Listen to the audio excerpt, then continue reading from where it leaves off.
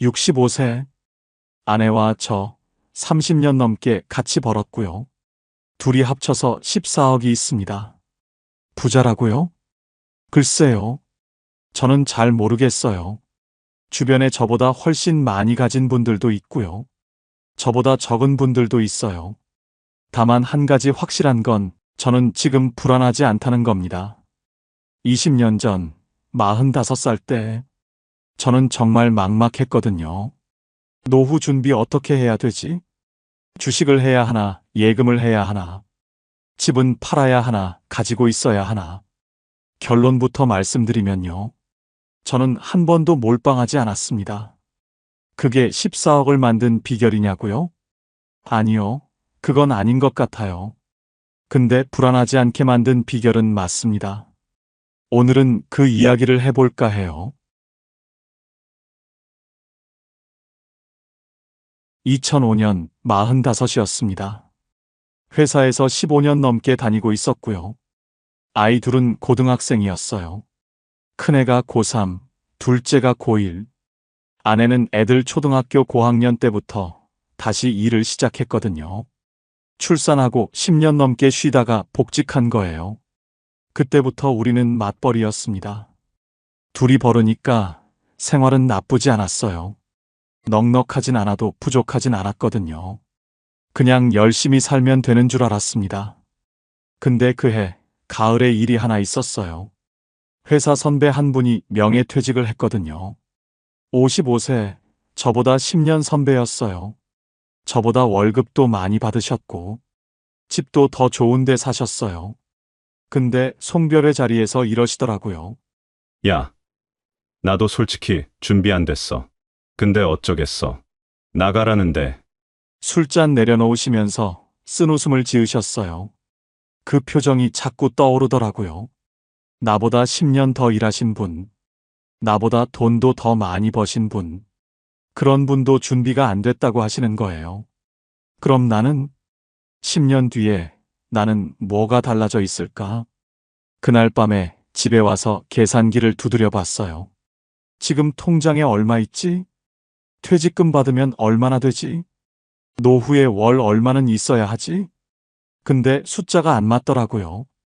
대학 등록금 보내야 하고, 나중에 결혼 자금도 줘야 하고, 그거 다 빼면 노후 자금은 언제 모으지?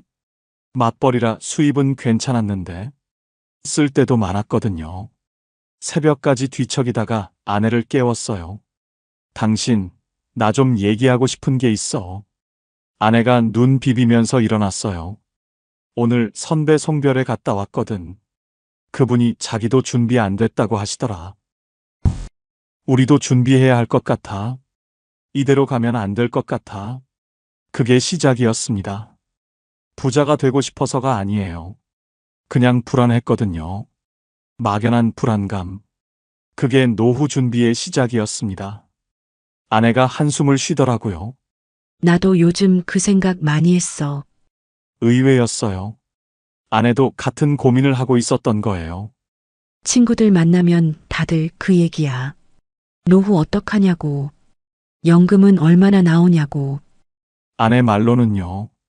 친구들 중에 남편이 명퇴당한 집이 몇 개 있대요. 갑자기 수입이 끊기니까 난리가 났다고요. 어떤 집은 퇴직금으로 치킨집 차렸다가 망했대. 어떤 집은 애들 등록금 내다가 다 썼대. 남의 얘기 같지가 않더라고요. 우리는 둘이 벌잖아. 근데 그게 언제까지 될지 모르는 거잖아.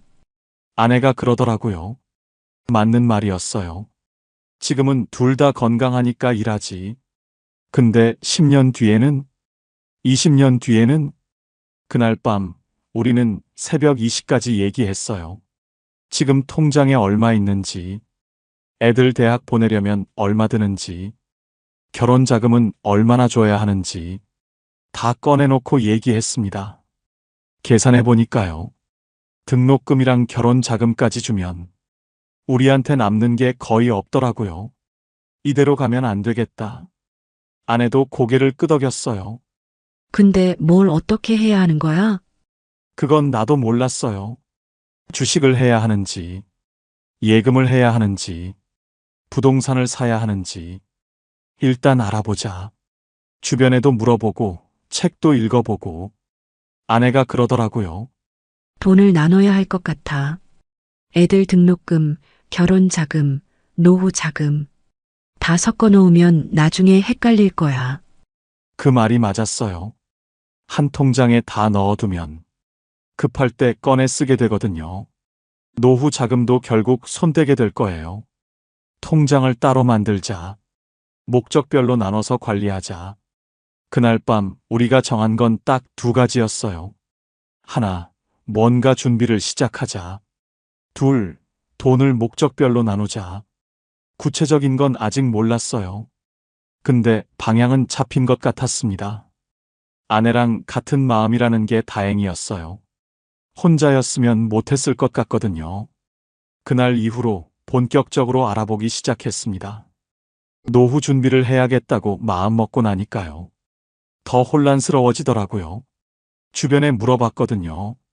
근데 하는 말이 다 달랐어요. 회사 동료 한 명은 이러더라고요. 야, 요즘 세상에 예금만 하면 바보야. 주식 해야 돼. 복리의 마법이라고 들어봤어? 그 친구는 주식으로 꽤 벌었다고 했어요. 몇 천만 원 수익 났다고 자랑을 하더라고요. 근데 다른 선배는 정반대였습니다. 주식. 그거 도박이야. 나 IMF 때 반 토막 났어. 그 뒤로 절대 안 해. 그 선배는 예금이 최고라고 하셨어요. 원금 보장되는 게 어디냐고요. 또 다른 분은 부동산을 추천하셨어요. 땅은 배신 안 해. 작은 거라도 하나 사놔. 어떤 분은 연금보험 들어야 한다고 하고요. 어떤 분은 달러를 사놔야 한다고 하고요. 듣다 보니까 머리가 복잡해지더라고요. 다 맞는 말 같기도 하고, 다 틀린 말 같기도 하고, 책도 몇 권 읽어봤어요. 재테크 책, 노후 준비 책. 근데 읽으면 읽을수록 더 헷갈렸습니다. 어떤 책은 주식 올인하라고 하고, 어떤 책은 현금이 왕이라고 하고, 어떤 책은 부동산 갈아타기 하라고 하고, 대체 뭘 믿어야 하는 거야? 아내한테 푸념을 했어요. 다들 하는 말이 달라. 누구 말을 들어야 할지 모르겠어. 아내가 가만히 듣더니 이러더라고요. 근데 그 사람들 다 부자야? 뭐, 주식하라는 사람, 예금하라는 사람. 그 사람들 노후 준비 다 돼 있어?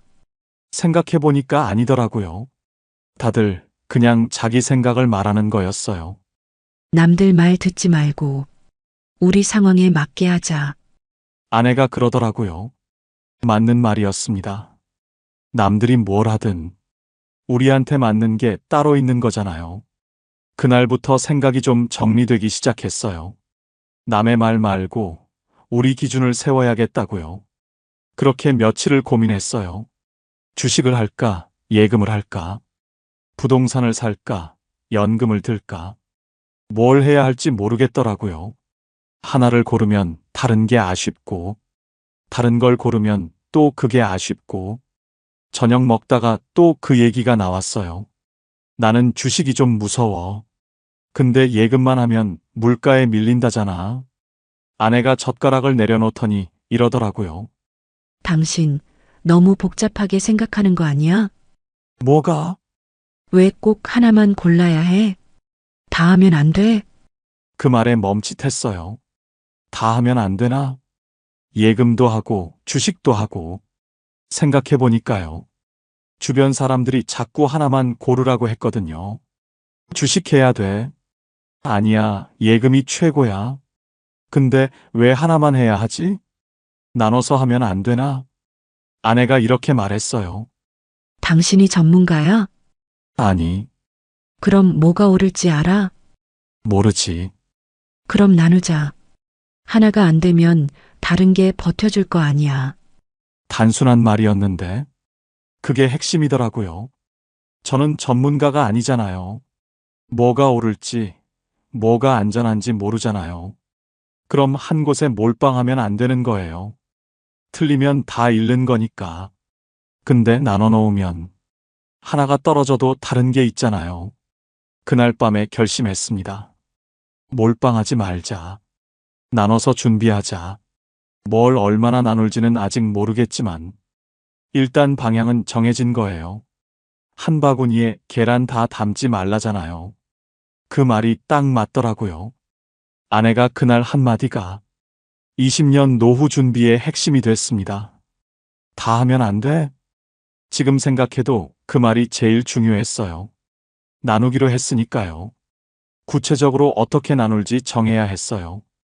주말에 아내랑 식탁에 앉았습니다. 종이 한 장 펴놓고 계산을 했어요. 일단 우리 수입부터 정리하자. 둘이 합치면 한 달에 450만 원 정도 됐어요. 거기서 생활비 빼면 200만 원 정도 남더라고요. 200만 원을 어떻게 나눌까? 우리한테 필요한 돈이 크게 두 가지였거든요. 하나는 애들 돈, 등록금이랑 나중에 결혼 자금. 다른 하나는 우리 노후 자금. 그리고 비상금도 있어야 해. 갑자기 아프거나 차 고장 나거나. 아내 말이 맞았어요. 비상금 없으면 다른 통장 손 떼게 되거든요. 그래서 이렇게 나누기로 했습니다. 100만 원은 노후 준비용, 100만 원은 등록금, 결혼자금, 비상금용. 맞벌이니까 가능한 구조였어요. 혼자 벌었으면 힘들었을 겁니다. 월급 들어오면 바로 나눴어요. 자동이체 걸어놓고 신경 안 쓰기로 했습니다. 중요한 건 금액이 아니었어요. 철저하게 분리한 거요. 등록금 통장 돈은 등록금에만, 결혼 자금은 결혼에만, 비상금은 진짜 급할 때만, 노후 준비돈은 절대 안 건드린다. 이 원칙을 정했습니다. 아내가 그러더라고요. 노후 돈은 없는 셈 치자. 무슨 일이 있어도 손 떼지 말자. 비상금이 있으니까 그게 가능했어요. 급한 일 생기면 비상금에서 쓰면 되니까요. 그 약속이 20년 동안 지켜졌습니다. 돈을 나눈 게 첫 번째 결정이었어요. 노후 준비로 매달 100만 원씩 넣기로 했잖아요. 근데 그 돈을 어떻게 굴릴지 정해야 했어요. 다 예금에 넣을까? 아니면 주식을 할까? 고민이 됐습니다. 예금은 안전하지만 이자가 너무 낮았거든요. 그때 금리가 4% 정도였나? 물가 오르는 거 생각하면 거의 제자리인 거예요. 그렇다고 주식은 무서웠어요. IMF 때 망한 사람들 얘기 많이 들었거든요. 그래서 또 나누기로 했습니다. 100만 원 중에 50만 원은 적금, 나머지 50만 원은 주식. 적금은 안전하게 가져가고, 주식은 조금 욕심을 부려보는 거죠. 근데 주식을 어떻게 해야 할지 몰랐어요. 개별 종목은 무서웠거든요. 어떤 회사가 잘 될지 제가 어떻게 알겠어요. 괜히 샀다가 망하면 다 잃는 거잖아요. 그때 책에서 본 게 있었습니다. S&P 500. 미국의 큰 회사 500개에 분산 투자하는 거라고 하더라고요. 애플, 마이크로소프트, 코카콜라. 이런 회사들에 조금씩 나눠서 들어가는 거예요. 한 회사가 망해도 499개가 있으니까 전체가 망하진 않는다고요. 그게 마음에 들었어요. 저는 똑똑하지 않거든요. 어떤 주식이 오를지 맞출 자신이 없어요. 근데 미국 경제가 망할까? 그건 아닐 것 같았어요. 미국이 망하면 전 세계가 다 망하는 거니까. 그 정도면 나도 할 수 있겠다 싶었습니다. 그리고 배당금은 다시 투자하기로 했어요. 찾아 쓰지 않고 계속 굴리기로요. 복리의 힘이라고 하잖아요. 배당금을 다시 넣으면 그게 또 불어난다고요. 그렇게 정했습니다. 매달 50만 원은 적금, 매달 50만 원은 S&P 500. 배당금은 제 투자. 거창한 전략이 아니었어요. 그냥 모르니까 나누고 안 건드리는 거였습니다. 그렇게 시작했습니다. 2005년 가을부터요. 매달 월급 들어오면 바로 나눴어요. 50만 원은 적금 통장으로, 50만 원은 S&P 500으로. 처음엔 솔직히 실감이 안 났어요. 50만 원씩 넣어봤자 얼마나 모이겠어. 근데 1년이 지나니까 보이더라고요. 적금 통장에 600만 원, S&P 500에도 600만 원 넘게. 2년이 지나니까 1200만 원씩, 3년이 지나니까 1800만 원씩, 적금은 꼬박꼬박 이자가 붙고 S&P 500도 조금씩 올라가더라고요. 아, 이게 되는구나. 복리라는 게 이런 건가 보다. 매달 계좌 확인하는 게 재미있어졌어요. 조금씩 불어나는 숫자 보면 뿌듯하더라고요. 아내한테 보여줬어요. 이것 봐. 3년 됐는데 이만큼 모였어. 아내도 좋아하더라고요. 우리 잘하고 있는 거 맞네. 이대로 20년 하면 진짜 되겠다. 그때는 희망이 보였어요.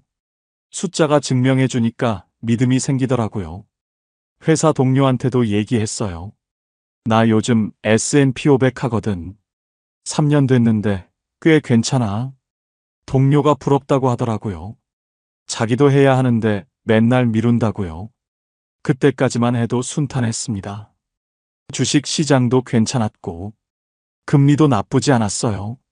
세계 경제가 잘 돌아가고 있었거든요. 이대로만 가면 되겠다 싶었어요. 20년 뒤에는 꽤 모이겠다 싶었습니다. 근데 문제는 그 다음이었어요. 세상이 그렇게 순탄하지 않더라고요. 순조롭게 가다가 갑자기 폭풍이 오는 거예요. 3년 동안 모은 돈. 그게 한순간에 반토막 날 줄은 몰랐습니다. 2008년이 오고 있었어요. 2008년 9월이었어요. 뉴스에서 난리가 났더라고요. 리먼 브라더스라고 미국의 큰 투자은행이 있었거든요. 그게 망하면서 글로벌 금융위기가 터진 거예요. 처음엔 남의 일인 줄 알았어요. 미국 은행이 망했다는데 나랑 무슨 상관이야? 근데 그 다음 날부터 주식 시장이 무너지기 시작했어요. 매일 뉴스에서 폭락 얘기만 나왔습니다.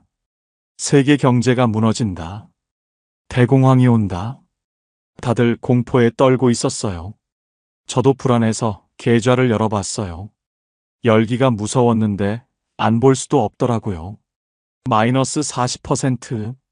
3년 동안 모은 돈이 반토막 나 있었습니다. 1800만 원 넣었는데 1100만 원밖에 안 남았어요. 손이 떨렸어요. 진짜로요. 핸드폰 들고 있는 손이 덜덜 떨렸습니다. 아내한테 차마 말을 못 하겠더라고요. 눈을 못 마주치겠는 거예요. 같이 아껴서 모은 돈인데, 내가 주식하자고 해서 넣은 돈인데, 저녁 먹는데 밥이 안 넘어갔어요. 아내가 눈치를 챘는지 물어보더라고요. 왜 그래? 무슨 일 있어? 주식? 고개를 끄덕였어요. 숫자를 보여줬습니다. 아내 표정이 굳더라고요. 한숨을 쉬었어요. 얼마나 빠진 거야? 40%. 그날 밤 둘 다 말이 없었어요. 회사에서도 분위기가 흉흉했습니다. 구조조정 얘기가 나오고 다들 불안해하고 있었어요. 점심시간에 동료들끼리 모이면 온통 주식 얘기였어요. 나 다 팔았어. 더 떨어지기 전에. 지금이라도 팔아. 바닥이 어딘지 몰라. 저도 솔직히 팔고 싶었어요. 더 떨어지면 어떡하나. 원금이라도 건져야 하는 거 아닌가. 밤에 잠이 안 오더라고요. 새벽 3시에 눈이 떠져서 천장만 바라봤어요. 그때가 제일 힘들었습니다. 노후 준비 시작한 거 후회도 됐어요. 그냥 예금만 할 걸. 왜 주식을 했을까? 3년 동안 열심히 모았는데 이게 다 물거품이 되는 건가? 그 생각에 잠을 못 잤습니다. 며칠을 고민했어요. 팔아야 하나 말아야 하나. 매일 뉴스 보면서 가슴이 철렁했습니다. 오늘도 떨어졌다. 내일은 또 얼마나 떨어질까? 뉴스만 틀면 공포스러운 말들이 쏟아졌어요. 세계 경제 붕괴, 대공황 재현. 전문가들도 바닥이 어딘지 모른다고 했습니다. 동료들은 하나둘씩 손절하고 있었어요. 점심 먹다 보면 다들 주식 얘기였거든요. 누구는 어제 다 팔았대. 누구는 반이라도 건졌대. 그 말 들으면 저도 팔아야 하나 싶더라고요. 나만 바보같이 들고 있는 건 아닌가. 회사에서 집에 오는 길이 무거웠어요. 지하철에서 핸드폰 계좌 열어보면 매일 숫자가 줄어 있었거든요. 어느 날 저녁이었어요. 밥을 먹는데 숟가락이 안 들어가더라고요. 아내가 먼저 말을 꺼냈습니다. 며칠째 잠을 못 자니까 눈치를 챈 거예요. 팔까 말까 고민 중이라고 했어요. 더 떨어지기 전에 팔아야 하는 거 아닌가? 원금이라도 건져야 하는 거 아닌가? 아내가 한참 생각하더니 이렇게 물었어요. 그 돈 지금 써야 해?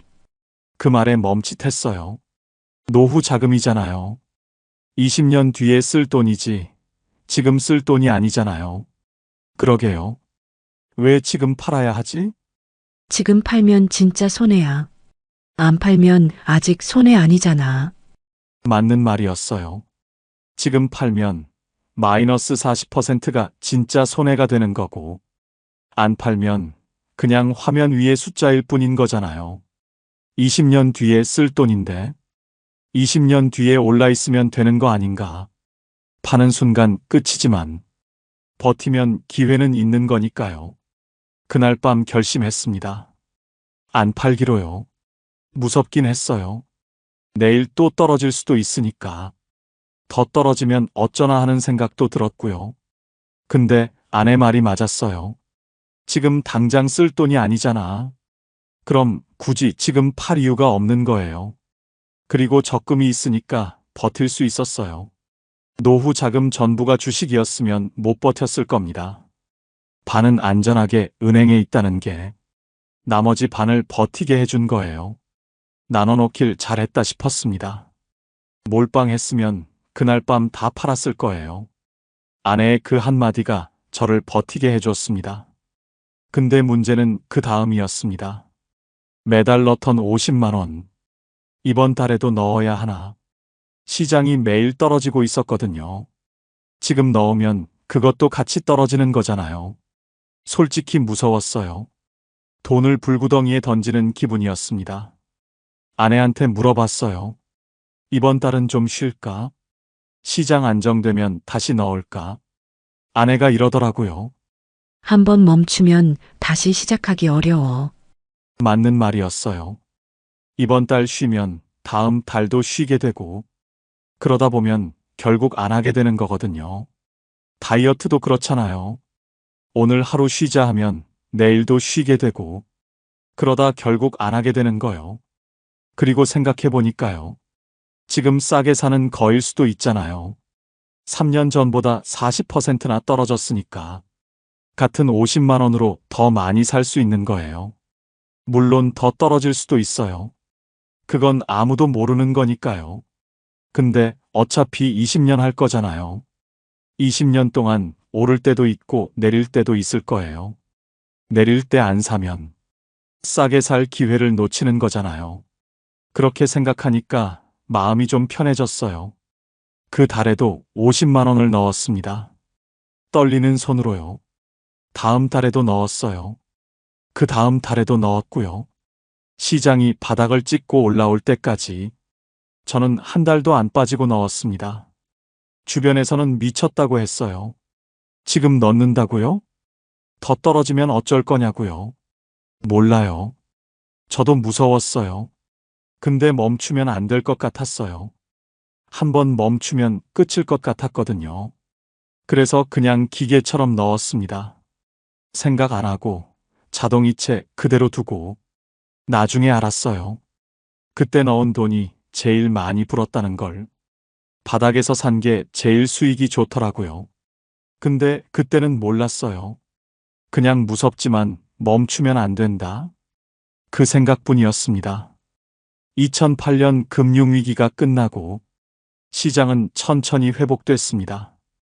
2009년 말쯤 되니까 계좌가 다시 플러스로 돌아왔어요. 마이너스 40%까지 갔던 게 본전이 된 거예요. 그때 얼마나 안도했는지 몰라요. 버티길 잘했다 싶었습니다. 근데요, 그게 끝이 아니더라고요. 2011년에 유럽 재정위기가 왔어요. 그리스가 망한다고 난리가 났었죠. 그때도 시장이 출렁이었습니다. 2015년에는 중국발 폭락이 있었어요. 중국 경제가 흔들리니까 전 세계가 같이 흔들렸거든요. 그때도 한 달 만에 20% 가까이 빠졌어요. 2018년에도 한 번 크게 떨어졌고요. 그리고 2020년 코로나가 터졌습니다. 세상이 멈췄어요. 주식 시장도 폭락했고요. 한 달 만에 30% 넘게 빠졌습니다. 20년 동안 위기가 4~5번은 있었던 것 같아요. 그때마다 계좌가 빨갛게 물들더라고요. 처음엔 무서웠어요. 2008년 기억이 있으니까요. 근데 한 번 겪고 나니까 알겠더라고요. 떨어져도 결국 올라온다는 걸요. 그래서 저는 그때마다 똑같이 했습니다. 아무것도 안 했어요. 팔지도 않았고, 더 사지도 않았어요. 그냥 원래 하던 대로 매달 50만 원씩 넣었습니다. 뭔가 대단한 전략이 있어서 그런 게 아니에요. 그냥 뭘 해야 할지 몰랐던 거예요. 팔자니 2008년에 버틴 게 아깝고, 더 사자니 또 떨어질까봐 무섭고, 그래서 그냥 가만히 있었어요. 기계처럼 매달 넣기만 했습니다. 아내한테 가끔 물어봤어요. 이번에도 그냥 놔둘까? 아내는 항상 같은 말을 했어요. 지금 쓸 돈 아니잖아. 그 말이면 충분했습니다. 위기가 올 때마다 주변에서는 난리가 났어요. 누구는 바닥에서 다 팔고, 누구는 꼭대기에서 몰빵하고, 그분들은 결국 손해를 보시더라고요. 타이밍 맞추려다가 더 잃는 거예요. 저요? 저는 그냥 꾸준히만 했습니다. 오를 때도 50만 원, 떨어질 때도 50만 원. 흔들리지 않으려고 노력했어요. 그게 제가 한 전부입니다. 노후 준비를 하면서 동시에 애들 뒷바라지도 했어요. 2006년에 큰애가 대학에 들어갔습니다. 2008년에 둘째도 들어갔고요. 등록금이 만만치 않았어요. 한 학기에 몇백만 원씩 나가니까요. 근데 등록금 통장을 따로 만들어 놨잖아요. 거기서 냈습니다. 노후 준비 통장은 안 건드렸어요. 그게 원칙이었으니까요. 솔직히 유혹이 있긴 했어요. 등록금 통장이 바닥날 때 노후 통장에서 좀 빼서 쓸까 하는 생각이요. 근데 아내가 그랬잖아요. 노후 돈은 없는 셈 치자고. 그 약속을 지켰습니다. 등록금 모자랄 때는 비상금에서 땡겨 썼어요. 비상금 바닥나면 허리띠 졸라맸고요. 외식 줄이고 여행 안 가고 버텼습니다. 그렇게 8년. 둘 다 대학 졸업시켰어요. 졸업식 날 눈물이 나더라고요. 아내랑 둘이 손잡고 울었습니다. 힘들었는데 해냈구나. 근데 노후 통장은 안 건드렸구나. 그게 제일 뿌듯했어요. 애들이 취직하고 몇 년 뒤에 결혼을 했어요. 큰애가 2018년에, 둘째가 2020년에요. 결혼 자금도 따로 모아뒀던 게 있었거든요. 거기서 보태줬습니다. 요즘처럼 억 단위로 해준 건 아니에요. 우리 형편에 맞게 해줬어요. 애들도 이해하더라고요. 부모가 노후 준비 안 되면 결국 자기들 짐이 되는 거니까요. 2020년에 둘째 결혼시키고 나니까 애들한테 들어갈 돈이 없어진 거예요. 등록금 통장, 결혼자금 통장 다 비워졌습니다. 근데 노후 준비 통장은 그대로 있었어요. 15년 동안 한 번도 안 건드렸거든요. 그때 아내한테 그랬어요. 우리 진짜 해냈다. 애들 다 대학 보내고 결혼까지 시켰는데 노후 자금은 그대로인 거예요. 처음에 통장 나눈 게 진짜 잘한 일이었습니다. 안 나눴으면 분명히 손댔을 거예요. 2024년 65이 됐습니다. 회사에서 정년퇴직을 했어요. 35년 넘게 다닌 회사였습니다. 마지막 날 짐 정리하면서 생각이 많았어요. 처음 입사하던 날이 엊그제 같은데 벌써 나갈 때가 됐구나. 동료들이 작은 송별회를 해줬어요. 20년 전에 봤던 그 선배 생각이 나더라고요. 나도 솔직히 준비 안 됐어. 그때 그 선배가 했던 말이요. 근데 저는 달랐습니다. 저는 준비가 돼 있었거든요. 집에 와서 계좌를 정리해 봤어요. 20년 동안 한 번도 제대로 계산 안 해봤거든요. 그냥 매달 넣기만 했으니까요. 먼저 S&P 500 계좌를 열어봤습니다. 4억 5천만 원. 처음엔 잘못 본 줄 알았어요. 20년 동안 넣은 돈이 1억 2천만 원인데 4억 5천이 돼 있더라고요. 배당금 재투자하고 복리로 굴린 결과였어요. 중간에 폭락도 있었는데 결국 이렇게 됐습니다. 적금은 예금으로 바꿔서 묶어뒀는데요. 이자 붙어서 약 2억 정도 됐어요.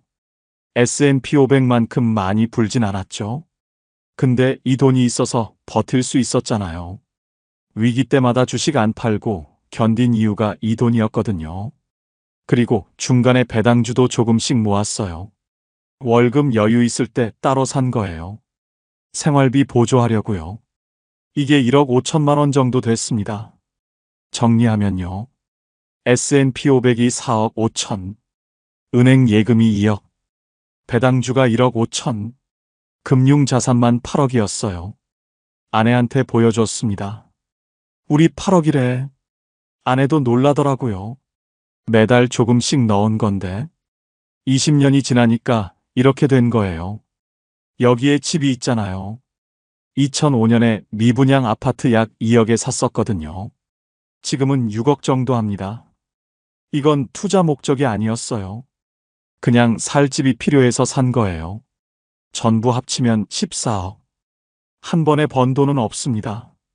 로또 맞은 것도 아니고 대박 난 것도 아니에요. 그냥 20년 동안 꾸준히 넣은 결과예요. 시간이 만들어준 돈이었습니다. 자산이 얼마냐보다 중요한 게 있어요. 매달 얼마가 들어오느냐? 아무리 자산이 많아도 매달 쓸 돈이 없으면 불안하거든요. 10억이 있어도 매달 까먹기만 하면요. 불안해서 돈을 못 써요. 줄어드는 통장 보면서 조마조마하게 되거든요. 이번 달에 200 썼으니까 9억 8천 남았네. 다음 달에 또 200 쓰면 9억 6천이네. 이러다 다 없어지면 어떡하지? 이런 생각하면서 사는 거예요. 돈이 있어도 마음이 편하지 않은 거죠. 그래서 저는 구조를 만들었습니다. 매달 들어오는 돈이 있게요. 지금 저는 매달 235만 원이 들어와요. 어디서 나오느냐면요. 첫 번째가 국민연금이에요. 부부 합쳐서 140만 원 나옵니다. 저는 35년 넘게 냈고요. 아내도 20년 정도 냈거든요. 젊었을 때는 국민연금 내는 게 아깝다고 생각했어요. 저거 나중에 받을 수나 있을까 그랬거든요. 근데 지금 받아보니까요. 이게 제일 중요합니다. 아무 일 없어도 매달 나오는 돈이에요. 주식이 떨어져도 나오고, 금리가 내려도 나와요. 내가 아파서 누워 있어도 나옵니다. 국민연금은 선택이 아니라 기본이에요. 노후의 바닥을 잡아주는 돈입니다. 두 번째가 예금 이자예요. 2억을 예금에 넣어두니까 월 45만 원 정도 나오더라고요. 많지는 않죠. 근데 이 돈은 원금이 안 줄어들잖아요. 언제든 꺼내 쓸 수 있다는 게 마음 편한 거예요. 세 번째가 배당주에서 나오는 배당금이에요. 1억 5천 넣어둔 거에서 월 50만 원 정도 나와요. 140만 원 더하기 45만 원 더하기 50만 원. 월 235만 원입니다. 부자들 보면 웃기겠죠? 235만 원이 뭐가 대단하냐고. 근데 저한테는 충분해요. 집은 있으니까 월세 안 내도 되고, 아이들은 다 컸으니까 용돈 안 줘도 되고, 235만 원이면 생활이 됩니다. 넉넉하진 않아도 모자라지는 않아요. S&P 500 배당금은 따로 있어요. 연 600만 원 정도 나오거든요. 이건 생활비로 안 써요. 여행 가고 싶을 때, 큰 경조사 있을 때, 그때 쓰려고 남겨두는 돈이에요. 작년에 아내랑 제주도 다녀왔거든요. 생활비 걱정 안 하고 여행 갈 수 있다는 게, 이게 진짜 노후의 여유더라고요. 생존만 하는 게 아니라 살아가는 느낌을 주는 돈이에요. 요즘 아침에 일어나면요. 천천히 커피 한 잔 마십니다. 급할 게 없어요. 출근 안 해도 되니까. 35년 동안 아침마다 전쟁이었거든요. 알람 소리에 벌떡 일어나서 씻고 밥 먹고 뛰어나가고 지하철에서 사람들한테 치이고 회사 도착하면 이미 지쳐 있고 그게 매일 반복이었어요. 지금은 그럴 필요가 없어요. 눈 떠지면 일어나고 커피 내려서 천천히 마시고 창밖으로 해 뜨는 거 보면서요. 이런 여유가 있었나 싶어요.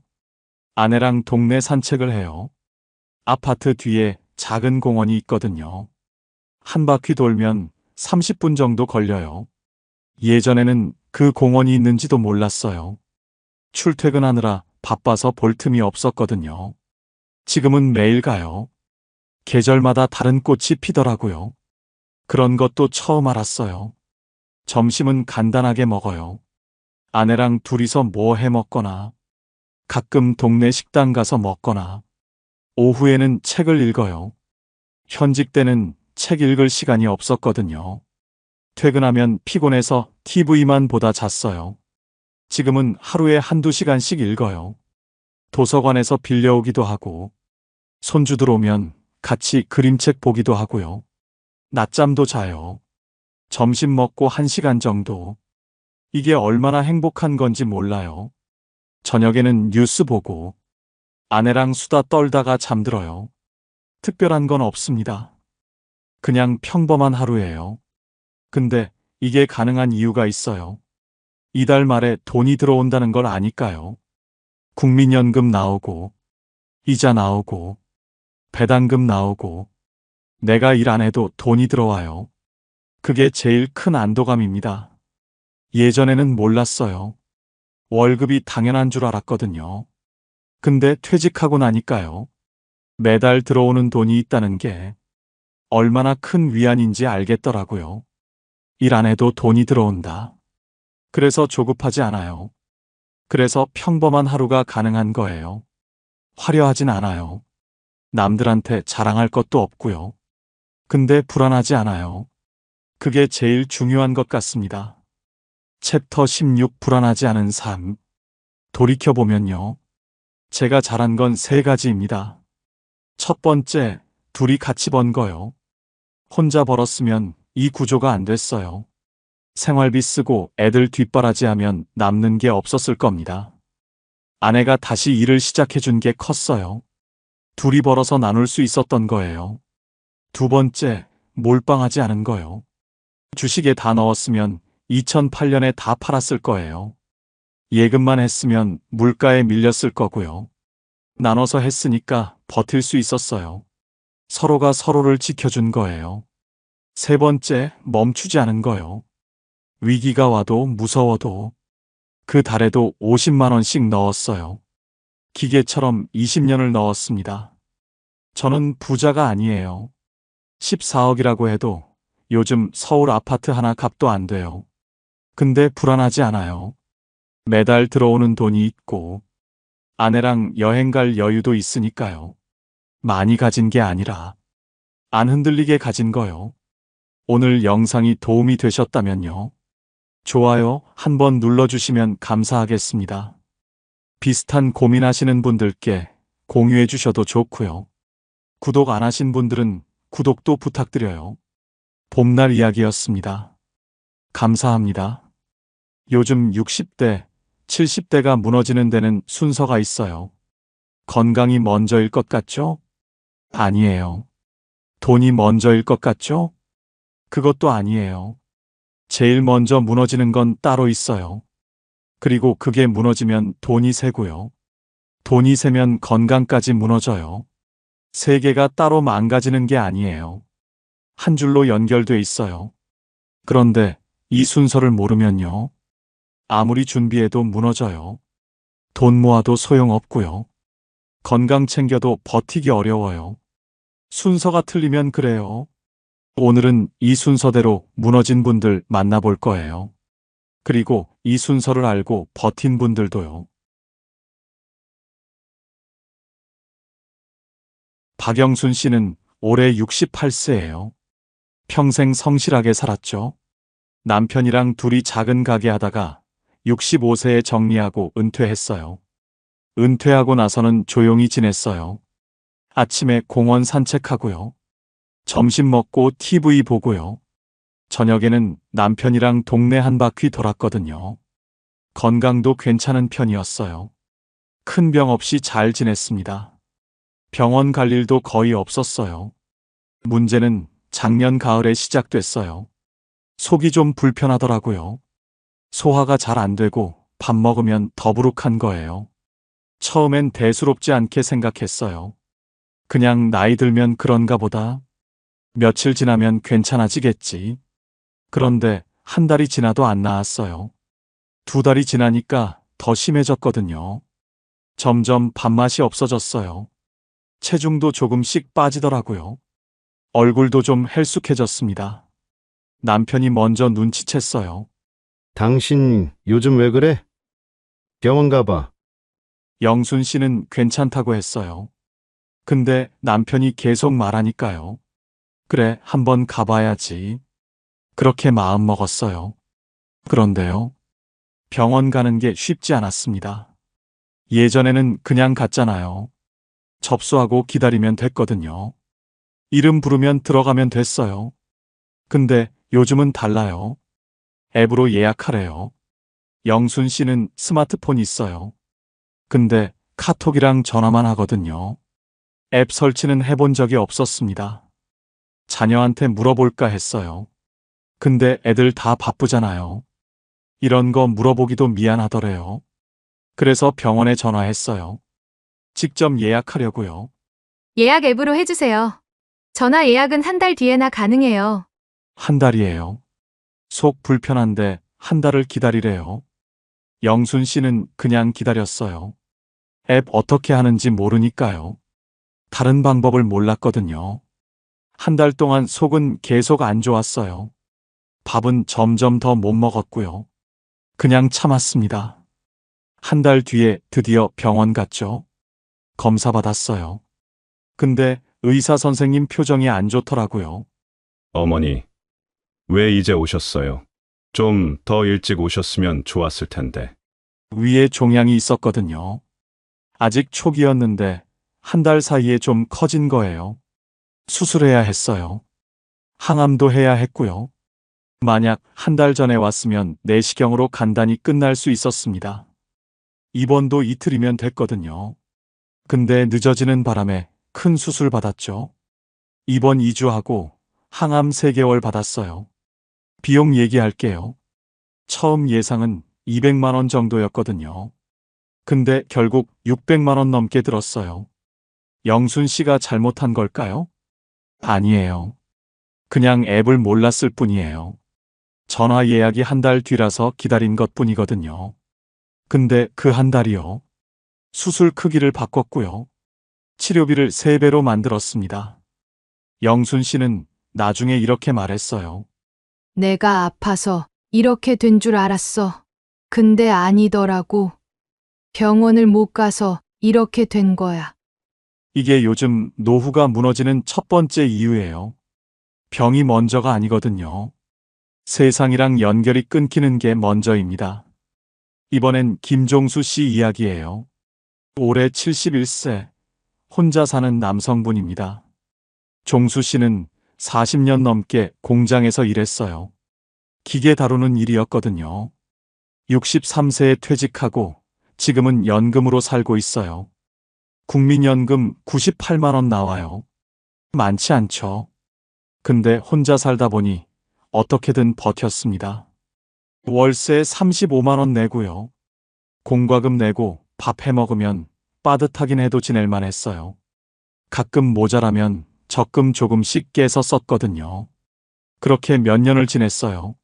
문제는 종수 씨가 뭘 몰랐냐면요. 받을 수 있는 돈이 더 있었다는 거예요. 작년에 동네 복지관 갔다가 알게 됐습니다. 거기서 복지 상담을 받았거든요. 상담사가 물었어요. 어르신, 통신비 감면 받고 계세요? 통신비요? 그게 뭔데요?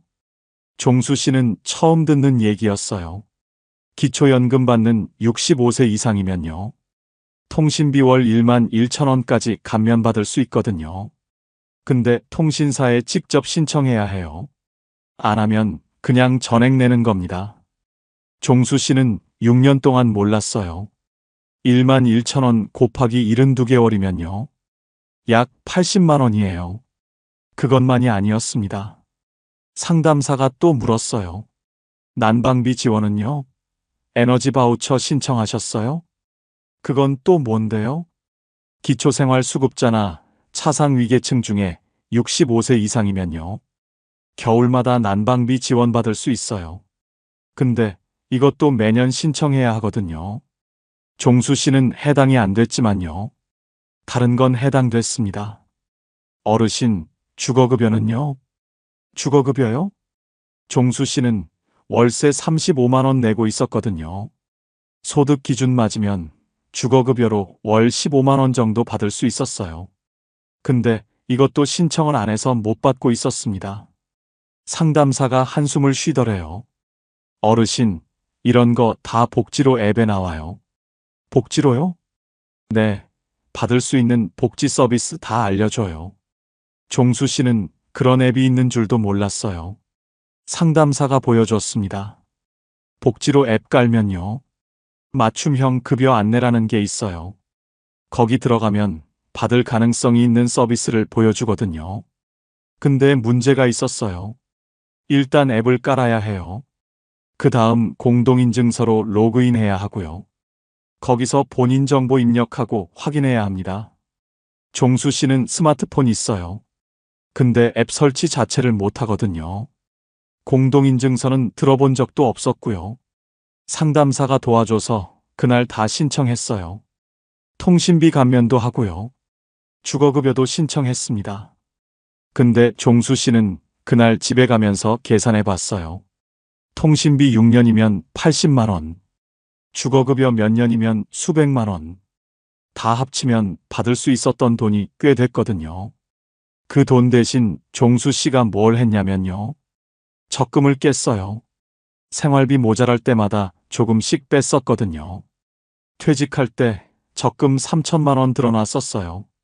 근데 6년 사이에 절반 넘게 없어졌습니다. 받을 수 있는 돈을 못 받아서요. 가지고 있던 돈을 쓴 거예요. 종수 씨가 게을러서 그런 걸까요? 아니에요. 정보가 없었던 것도 아니에요. 복지로 앱에 다 있었거든요. 근데 그 앱에 접근을 못한 거예요. 종수 씨는 나중에 이렇게 말했습니다. 돈이 없어서 힘든 줄 알았어. 근데 아니더라고. 받을 수 있는 돈을 못 받아서 힘들었던 거야. 영순 씨는 병원 못 가서 치료비가 3배 됐죠.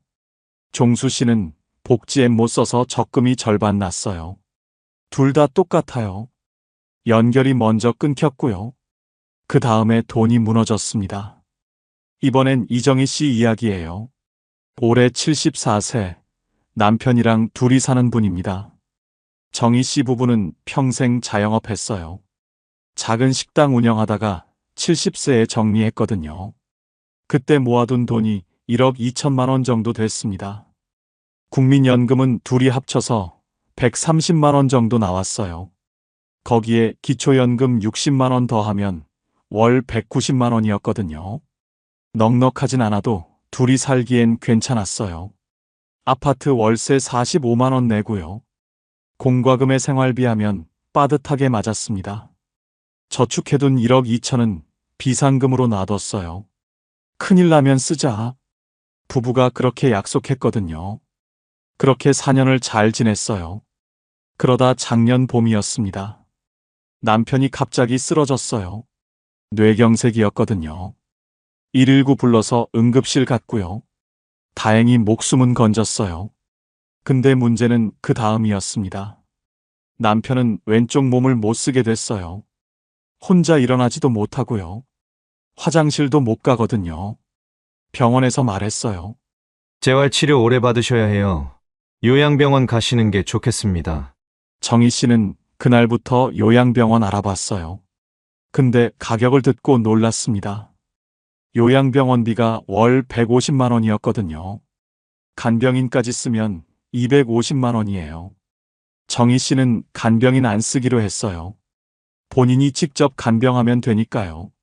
그래도 150만 원은 내야 했습니다. 월 수입이 190만 원인데 병원비가 150만 원이에요. 남는 돈 40만 원으로 월세 45만 원을 내야 하는 거예요. 계산이 안 맞았습니다. 결국 저축을 깼어요. 매달 50만 원씩 뺐었거든요.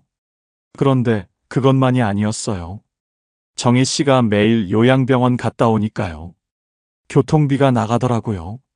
버스비, 택시비, 밥값까지 하면 월 30만 원은 더 들었어요. 그리고 남편 기저귀값, 물티슈값, 이런 것도 있었거든요. 병원에서 안 주는 건 다 사야 했습니다. 한 달 생활비를 다시 계산해 봤어요.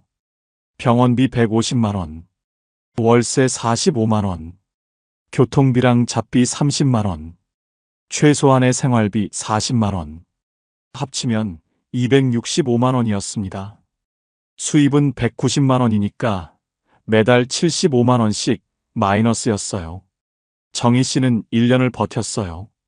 75만 원 곱하기 12개월이면 900만 원이에요. 거기에 초기 병원비, 검사비, 이런저런 비용 더하면요. 1년 만에 1,500만 원 넘게 나갔습니다. 1억 2천만 원 있던 저축이요. 1년 만에 1억 원 아래로 떨어졌어요. 정희 씨는 밤마다 계산기를 두드렸어요. 이 속도면 몇 년 버틸 수 있을까? 5년? 6년? 남편이 언제 나을지도 모르고요. 본인 건강도 점점 안 좋아지는데요. 돈이 줄어드는 게 눈에 보이니까 잠이 안 오더래요. 정희 씨가 뭘 잘못한 걸까요? 저축을 적게 해서? 아니에요. 1억 2천이면 적은 돈 아니거든요. 문제는 돈이 한꺼번에 나간 거예요. 매달 75만 원씩 새는데요. 그걸 막을 방법이 없었던 거예요. 준비가 안 돼 있었거든요. 정희 씨는 나중에 이렇게 말했습니다. 돈은 있었어. 근데 나가는 속도를 몰랐어. 이렇게 빨리 없어질 줄은 정말 몰랐어. 영순 씨는 연결 끊겨서 치료비가 커졌죠. 종수 씨는 연결 끊겨서 받을 돈을 못 받았고요. 정희 씨는 거기서 한 발 더 나갔어요. 돈이 한꺼번에 새기 시작하니까요. 아무리 모아놔도 버틸 수가 없었습니다. 이번엔 박상호 씨 이야기예요. 올해 69세, 아내랑 둘이 사는 분입니다. 상호 씨는 앞에 분들이랑 좀 달랐어요. 준비를 잘해둔 편이었거든요. 스마트폰도 잘 썼어요. 복지로 앱도 깔아놨고요. 병원 예약도 앱으로 했습니다. 연결이 끊기지 않았던 거예요. 돈도 괜찮았어요. 30년 다니던 회사에서 퇴직하고요. 퇴직금이랑 저축 합쳐서 2억 가까이 있었거든요. 국민연금도 월 150만 원 나왔습니다. 아내랑 둘이 계획도 세웠어요. 70대까지는 여행 다니고 80대부터 조심하자. 그렇게 얘기했거든요. 상호 씨는 자신 있었어요. 건강도 나쁘지 않았고요. 운동도 가끔 했으니까요. 문제는 작년 겨울에 생겼습니다. 아침에 일어나서 화장실 가는데요. 바닥이 미끄러웠어요. 전날 아내가 물 청소를 했거든요. 발이 미끄러지면서 넘어졌어요. 엉덩이를 바닥에 세게 부딪혔습니다. 순간 엄청 아팠어요. 근데 참을만 하더래요. 좀 있으면 괜찮아지겠지. 그렇게 생각했어요. 근데 일어나려는데 못 일어나는 거예요. 다리에 힘이 안 들어갔거든요. 119 불렀습니다. 병원 가서 검사하니까요. 고관절 골절이었어요. 의사가 말했어요. 수술하셔야 합니다. 나이가 있으셔서 회복이 오래 걸릴 수 있어요. 수술은 잘 됐어요. 근데 문제는 그 다음이었습니다. 재활을 해야 하는데요. 상호 씨가 의욕이 없더래요. 아파서 못하겠어. 내일 할게. 그러다 보니 재활 시기를 놓쳤어요. 한 달이 지나고 두 달이 지났는데요. 걷는 게 점점 더 힘들어졌거든요. 근육이 빠지니까 다리가 안 받쳐주는 거예요. 결국 지팡이 없이는 못 걷게 됐습니다. 집에서 생활이 어려워졌어요. 화장실 가는 것도 힘들고요. 계단은 아예 못 내려갔거든요. 아내 혼자 감당이 안 됐어요. 결국 요양원 얘기가 나왔습니다. 상호 씨는 펑펑 울었대요. 내가 왜 여기까지 왔나? 낙상 한 번에 이렇게 되다니. 지금 상호 씨는 요양원에 있어요. 아내가 매일 면회 오고요. 재활 치료받고 있지만 회복이 더디다고 합니다. 상호 씨가 뭘 잘못한 걸까요? 연결은 잘 돼 있었어요. 돈도 충분했고요. 계획도 있었습니다. 근데 딱 하나 빠졌던 거예요. 몸이 갑자기 무너질 수 있다는 거요. 낙상 한 번이에요. 겨우 한 번 넘어진 거예요. 근데 그게 모든 걸 바꿔놨습니다. 통계가 있어요. 65세 이상 낙상 사고 중에서요. 고관절 골절되면 1년 내 사망률이 20%가 넘어요. 살아도 절반 이상이 예전처럼 못 걷습니다. 상호 씨는 나중에 이렇게 말했어요. 건강이 제일 중요한 건 알았어. 근데 지키는 방법을 몰랐어. 운동 가끔 하는 게 아니었더라고. 영순 씨는 연결이 끊겨서 무너졌죠. 종수 씨는 연결이 끊겨서 돈을 못 받았고요. 정희 씨는 돈이 한꺼번에 새면서 무너졌어요. 상호 씨는 다 됐었어요. 연결도 되고 돈도 있었는데요. 건강이 한 번에 무너지니까 다 소용없었습니다. 이번엔 조금 다른 이야기예요. 최영자 씨와 남편 이야기입니다. 영자 씨는 올해 72세예요. 남편은 75세고요. 둘이 아파트에서 살고 있어요. 이 부부도 다른 분들이랑 상황이 비슷했어요. 남편이 다니던 회사에서 62세에 퇴직했고요. 퇴직금이랑 저축 합쳐서 1억 5천만 원 정도 있었거든요. 국민연금은 둘이 합쳐서 160만 원 정도 나왔어요. 재산이 많진 않아서 기초연금도 일부 받을 수 있었거든요. 그래서 한 달에 200만 원 조금 넘는 수준으로 생활하고 있었습니다. 근데 이 부부는 지금까지 괜찮아요. 5년째 안정적으로 살고 있거든요. 저축도 거의 안 깨고 버티고 있습니다. 뭐가 달랐을까요? 영자 씨 부부는 퇴직하고 나서 동네 복지관에 다녔어요. 거기서 스마트폰 교육을 받았거든요. 처음엔 귀찮았대요. 이 나이에 무슨 스마트폰이야? 남편이 그랬다고 해요. 근데 영자 씨가 끌고 갔어요. 같이 배우자. 나중에 필요할 거야. 그렇게 6개월 동안 복지관 다녔습니다. 카카오톡 보내는 것부터 시작했어요. 그 다음 앱 설치하는 법 배웠고요. 병원 예약 앱, 복지로 앱, 은행 앱까지 배웠거든요. 처음엔 어려웠어요. 근데 한번 배우니까 되더래요. 지금은 남편도 혼자서 다 해요. 그게 첫 번째였어요. 세상이랑 연결을 안 끄는 거예요. 두 번째는 돈이었습니다. 영자 씨 부부는 퇴직하고 나서 통장을 3개로 나눴어요. 복지관에서 노후 재무 교육 들었을 때 배운 거거든요. 첫 번째 통장은 생활비예요. 매달 쓰는 돈만 넣어두는 거예요. 월세, 공과금, 식비 이런 거요. 두 번째 통장은 의료비예요.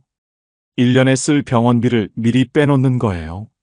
검진비, 약가, 예상 못한 치료비까지 여기서 쓰거든요. 세 번째 통장은 비상금이에요. 큰일 날 때만 쓰는 돈이에요. 이건 웬만하면 안 건드리기로 했습니다. 이렇게 나눠 놓으니까 좋더래요. 돈이 어디서 나가는지 보이거든요. 한꺼번에 새는 걸 막을 수 있었어요. 그리고 복지로 앱에서 받을 수 있는 거 다 확인했어요. 통신비 감면 신청했고요. 남편은 경로 우대로 지하철 무료고요. 보청기 살 때 지원금 받는 것도 앱에서 알았습니다. 영자 씨가 계산해 봤어요. 이것저것 신청 안 했으면 1년에 100만 원은 더 나갔을 거래요. 그게 두 번째였어요. 돈이 한꺼번에 새지 않게 막은 거예요. 세 번째는 건강이었습니다. 영자 씨 부부는 아침마다 동네 공원에 가요. 거기서 같이 걷거든요. 비 오는 날 빼고는 매일 30분씩 걸어요. 그리고 복지관에서 낙상 예방 운동도 배웠어요. 균형 잡는 운동이에요. 한 발로 서기, 의자 잡고 앉았다 일어나기, 이런 거요. 영자 씨가 그러더래요. 운동 열심히 해서 건강해지려는 게 아니야. 안 넘어지려고 하는 거야. 상호 씨처럼 낙상 한 번에 무너지면 끝이니까요. 그걸 막으려고 매일 하는 거래요. 그게 3번째였어요. 건강이 갑자기 무너지지 않게 관리한 거예요. 영자 씨 부부가 특별히 돈이 많았던 건 아니에요. 다른 분들이랑 비슷했어요. 근데 5년째 버티고 있어요. 저축도 거의 그대로고요. 건강도 아직 괜찮습니다. 뭐가 달랐냐면요. 순서를 알았던 거예요. 첫 번째, 세상이랑 연결을 안 끊었어요. 두 번째, 돈이 한꺼번에 새지 않게 막았어요. 세 번째, 건강이 갑자기 무너지지 않게 관리했어요. 영자 씨는 이렇게 말했어요. 특별한 거 없어. 그냥 순서대로 한 거야. 연결부터 챙기고, 돈 관리하고, 건강은 꾸준히. 이 순서가 맞더라고. 앞에서 만난 분들은 이 순서를 몰랐어요. 아니, 순서가 있는지도 몰랐죠. 영자 씨 부부는 알았어요. 그래서 버틸 수 있었습니다. 지금까지 5분 이야기를 들으셨어요. 영순 씨는 68세였죠. 앱을 몰라서 병원 예약을 못했어요. 한 달 늦어진 게 치료비를 3배로 만들었습니다. 종수 씨는 71세였어요. 복지로 앱을 몰라서 받을 수 있는 돈을 못 받았거든요.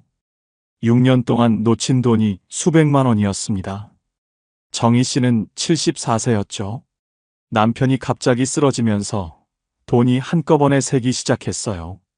1년 만에 저축 1,500만 원이 나갔습니다. 상호 씨는 69세였어요. 연결도 잘 되고 돈도 있었는데요. 낙상 한 번에 요양원까지 가게 됐거든요. 그리고 영자 씨 부부가 있었죠. 비슷한 상황이었는데 5년째 버티고 있어요. 저축도 거의 안 깨고요. 이 5사례를 보면요. 공통점이 보여요. 무너진 분들은 다 순서가 있었어요. 그냥 한꺼번에 무너진 게 아니었거든요. 영순 씨를 보세요. 먼저 세상이랑 연결이 끊겼어요. 앱을 못 쓰니까 병원을 못 갔죠. 그 다음에 치료비가 커졌어요. 돈이 새기 시작한 거예요. 종수 씨도 마찬가지였습니다. 복지 앱에 연결이 안 되니까요. 받을 수 있는 돈을 몰랐어요. 그래서 적금을 깨게 됐거든요. 정희 씨는 남편이 쓰러지면서요. 돈이 한꺼번에 새기 시작했어요. 막을 준비가 안 돼 있었거든요. 상호 씨는 연결도 되고 돈도 있었어요. 근데 건강이 갑자기 무너지니까요. 다 소용 없어졌습니다. 반대로 영자 씨 부부는요. 연결부터 챙겼어요. 스마트폰 배우고 앱 깔았거든요. 그 다음 돈 관리했어요. 통장 3개로 나눠서 세는 걸 막았고요. 마지막으로 건강 관리했어요. 낙상 안 하려고 매일 운동했습니다. 여기서 중요한 게 있어요. 순서예요. 그냥 3가지 다 중요한 게 아니라요. 순서가 있다는 거예요. 첫 번째 연결이에요. 세상이랑 끊기지 않는 거요. 이게 제일 먼저예요. 왜냐하면 연결이 끊기면요. 병원도 못 가고 복지도 못 받거든요. 정보에서 멀어지는 거예요. 두 번째, 돈이에요. 근데 돈을 많이 모으라는 게 아니에요. 한꺼번에 새지 않게 막으라는 거예요. 아무리 모아놔도요. 한 번에 나가면 버틸 수 없거든요. 정희 씨처럼요. 세 번째, 건강이에요. 건강이 제일 중요하다고 하잖아요. 맞아요. 제일 중요해요. 근데요. 준비 순서로는 3번째입니다. 왜냐하면 건강은 갑자기 무너지거든요. 그리고 한 번 무너지면 돌이키기 어려워요. 그래서 마지막까지 지켜야 하는 거예요. 상호 씨 기억하시죠? 연결 잘 되고 돈 있었는데요.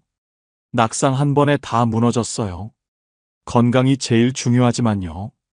가장 마지막까지 남겨야 하는 거예요. 그래야 오래 가거든요. 정리할게요. 요즘 노후는 이 순서로 무너져요. 첫 번째, 연결이 끊겨요. 두 번째, 돈이 새기 시작해요. 세 번째, 건강이 무너져요. 그래서 준비도 이 순서로 해야 해요.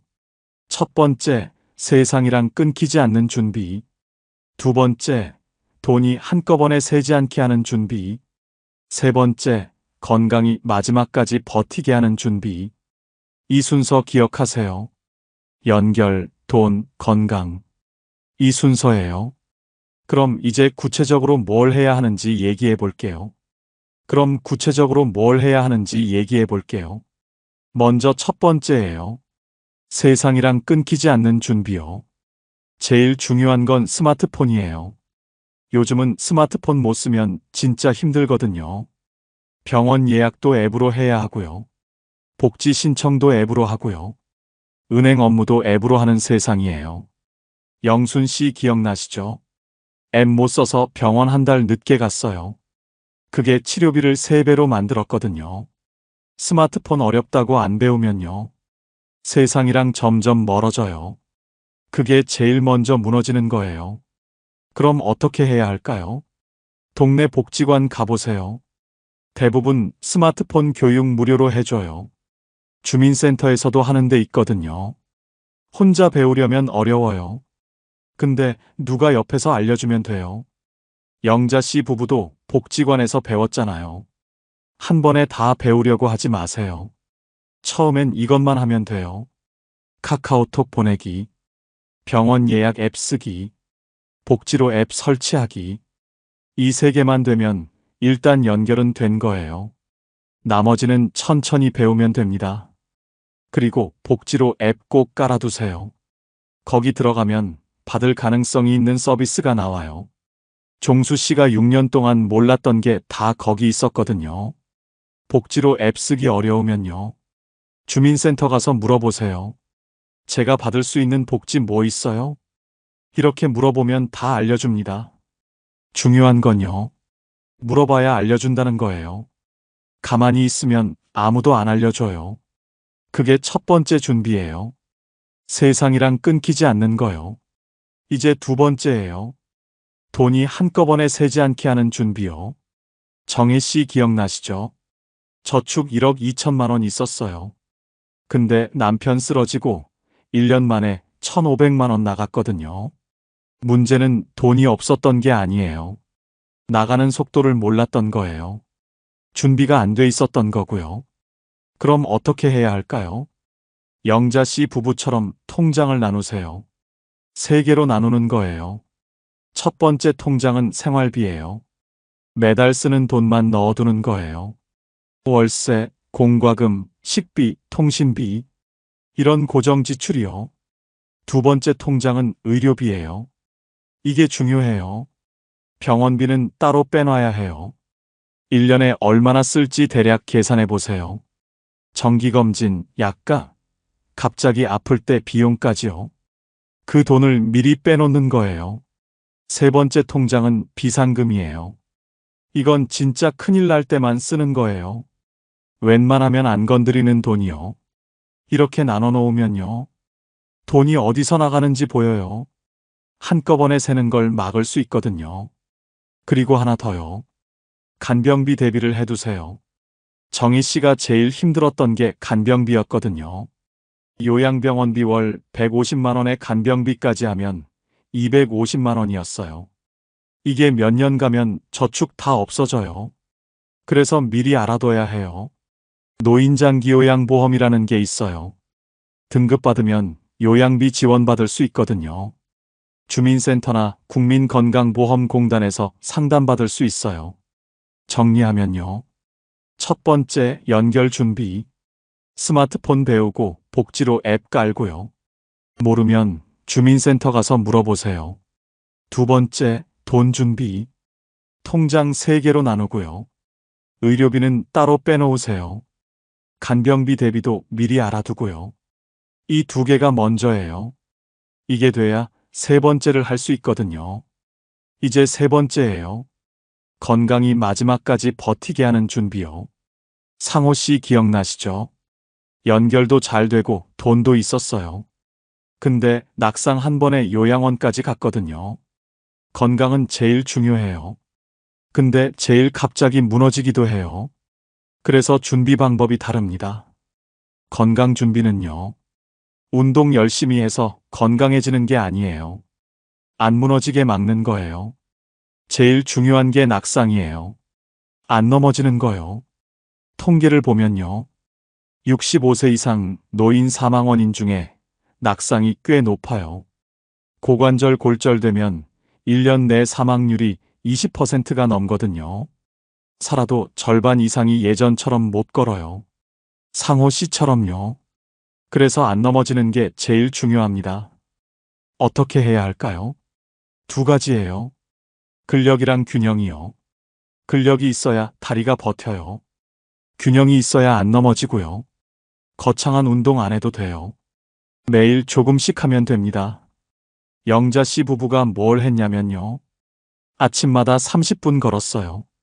그리고 복지관에서 배운 낙상 예방 운동 했거든요. 낙상 예방 운동은 간단해요. 한 발로 10초 서기, 의자 잡고 앉았다 일어나기, 발 뒤꿈치 들었다 내리기, 이런 거예요. 집에서 할 수 있어요. 하루에 10분이면 됩니다. 중요한 건 매일 하는 거예요. 한 번에 많이 하는 게 아니라 매일 조금씩이요. 그리고 집 안점검도 하세요. 상호 씨가 어디서 넘어졌냐면요. 화장실이었어요. 바닥이 미끄러웠거든요. 화장실에 미끄럼 방지 매트 깔아두세요. 손잡이도 달아두면 좋고요. 문턱 높은 데는 조심하세요. 낙상 사고 대부분이 집 안에서 일어나요. 밖이 아니라 집이에요. 그래서 집 안점검이 중요합니다. 그게 세 번째 준비예요. 건강이 갑자기 무너지지 않게 막는 거요. 이제 마지막이에요. 이게 제일 중요할 수도 있어요. 가족이랑 미리 정해두는 거요. 나중엔 누가 돌볼 건지, 비용은 누가 낼 건지, 어디서 살 건지, 이런 거 미리 안 정해두면요. 나중에 반드시 싸워요. 진짜예요. 주변에서 많이 봤을 거예요. 부모님 아프시면 자녀들끼리 싸우는 거요. 내가 모셔라. 왜 나만 해야 해? 돈은 누가 낼 건데? 이런 얘기 나오면 가족 사이가 멀어져요. 부모님은 더 힘들어지고요. 그래서 미리 정해둬야 해요. 힘들 때 정하려면 싸우거든요. 괜찮을 때 정해야 합니다. 뭘 정해야 하냐면요. 첫째, 돌봄이에요. 나중에 거동이 불편해지면 누가 돌볼 건지, 자녀가 할 건지, 요양보호사 쓸 건지, 요양원 갈 건지. 둘째, 비용이에요. 돌봄 비용은 누가 낼 건지, 본인 저축으로 할 건지, 자녀가 나눌 건지. 셋째, 장소예요. 어디서 살 건지, 집에서 계속 살 건지, 자녀 집으로 갈 건지, 시설로 갈 건지. 이 세 가지를 가족이랑 얘기해 보세요. 명절에 모였을 때 한번 꺼내보는 거예요. 무겁게 말고요. 우리 나중 얘기 한번 해보자. 이 정도로 시작하면 됩니다. 그리고 가능하면 문서로 남겨두세요. 말로만 하면 나중에 그때 그렇게 말 안 했어 이러거든요. 간단하게라도 적어두면 좋아요. 정리할게요. 세 번째, 건강 준비. 매일 조금씩 운동하고요. 낙상 안 하게 집 안점검하세요. 그리고 가족이랑 미리 정해두세요. 돌봄, 비용, 장소. 이 세 가지요. 힘들 때 정하면 싸워요. 괜찮을 때 정해야 합니다. 이게 마지막 준비예요. 다시 한번 정리하면요. 첫 번째, 세상이랑 끊기지 않는 준비. 두 번째, 돈이 한꺼번에 새지 않게 하는 준비. 세 번째, 건강이 마지막까지 버티게 하는 준비. 그리고 가족이랑 미리 정해두기. 이 순서 기억하세요. 연결, 돈, 건강. 그리고 가족. 요즘 노후는 한꺼번에 무너지지 않아요. 순서가 있거든요. 먼저 세상이랑 연결이 끊겨요. 그러면 병원도 못 가고 복지도 못 받아요. 정보에서 멀어지는 거예요. 그 다음 돈이 새기 시작해요. 치료비가 커지고 받을 돈은 못 받고요. 저축이 줄어들기 시작합니다. 마지막으로 건강이 무너져요. 한번 무너지면 돌이키기 어렵거든요. 그래서 준비도 이 순서로 해야 해요. 첫 번째, 세상이랑 끊기지 않는 준비. 스마트폰 배우고 복지로 앱 깔아두세요. 모르면 주민센터 가서 물어보면 됩니다. 두 번째, 돈이 한꺼번에 새지 않게 하는 준비. 통장 나눠서 관리하고요. 의료비는 따로 빼놓으세요. 세 번째, 건강이 마지막까지 버티게 하는 준비. 매일 조금씩 운동하고요. 낙상 안 하게 집 안점검하세요. 그리고 가족이랑 미리 정해두세요. 돌봄, 비용, 장소. 힘들 때 정하면 싸워요. 괜찮을 때 정해야 합니다. 늙는 건 피할 수 없어요. 누구나 나이 들거든요. 근데 무너지는 순서는 바꿀 수 있어요. 준비하면 됩니다. 연결, 돈, 건강. 이 순서 기억하세요. 오늘 영상이 도움이 되셨다면요. 주변에 부모님 계신 분들께 공유해 주세요. 혼자 사시는 어르신께 보내드려도 좋고요. 구독이랑 좋아요도 눌러주시면 감사하겠습니다. 그럼 다음 영상에서 뵐게요.